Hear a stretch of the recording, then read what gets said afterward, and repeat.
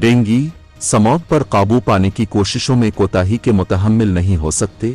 Chief secretary Punjab SOPs पर अमल दरामद यकीनी बनाने की हिदायत करते हुए चीफ सेक्रेटरी पंजाब अब्दुल्ला खान सुंबल ने कहा है कि डेंगू और समौग के मसलों का ताल्लुक बराह रास्त लोगों की सेहत से है।